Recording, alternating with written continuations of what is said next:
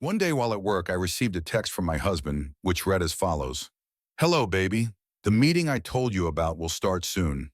Kindly log into my Facebook account in about 15 minutes and continue the chat with Thomas. I am sure you can relate to it, as I briefed you about it last night. Talk to you later, baby. It felt like a casual request from him, and I had no reason to expect what was to come. I logged into his Facebook account as requested and opened the chat with Thomas.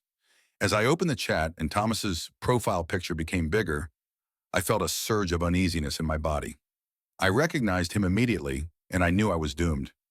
I clicked on the chat, my heart pounding with anticipation. I couldn't wait to read the messages.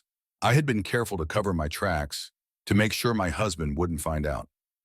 I had deleted all the messages, blocked Thomas's number, and even changed my phone.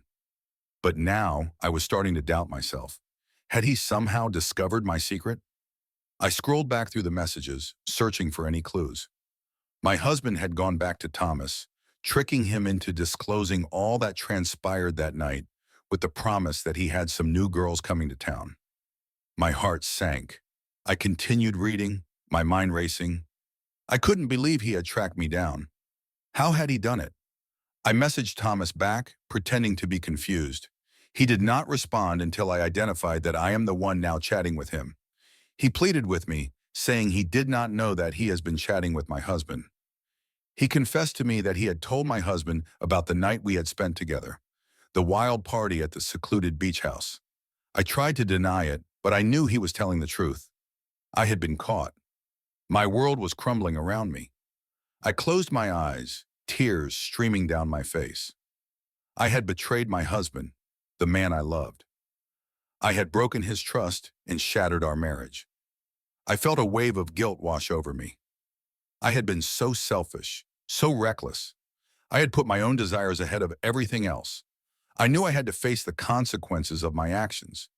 I had to tell my husband the truth, but I was terrified of what his reaction would be. As I scrolled to the bottom of the chat, I saw a small video attachment. My heart pounded in my chest. I clicked on it, my hands trembling. A video of me and Thomas engaged in intimate acts played on my screen. To be honest, I enjoyed every bit of it that night.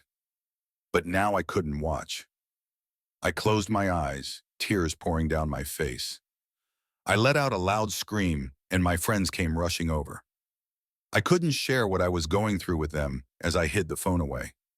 My life was over. My world had been shattered in an instant. I had been living a lie, a carefully constructed facade of a perfect marriage. Now the truth was out, and it was worse than I could have ever imagined. After the text, I never heard from my husband again. The shock and pain were overwhelming. I felt like I was drowning, gasping for air in a sea of betrayal and despair. My husband continued to send money for the children's upkeep and would visit them while they were at school, but he never spoke to me directly. It was as if I didn't exist. I tried to reach out to him, to understand what had happened, but he refused to engage. Fear gnawed at me. What if he had done something terrible? What if he was in danger? I couldn't shake the feeling that I needed to know what had happened to him. I reached out to our families and friends, hoping for support and advice. But to my surprise, they were all silent. No one wanted to talk about it. It was as if they were complicit in his silence, as if they were protecting him. I felt isolated and alone. I was a ghost in my own life, a shadow of the woman I had once been. The pain was unbearable, a constant ache in my chest that never seemed to subside. Days turned into weeks, then months. The world seemed to move on around me, but I was stuck in a frozen moment of time. I couldn't function. I couldn't work. I couldn't even take care of myself. I sought help from a therapist, hoping she could help me make sense of what had happened.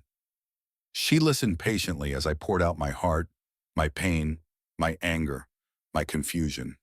She offered me tools to cope, to find my way back to myself, but the void left by my husband's absence was still there.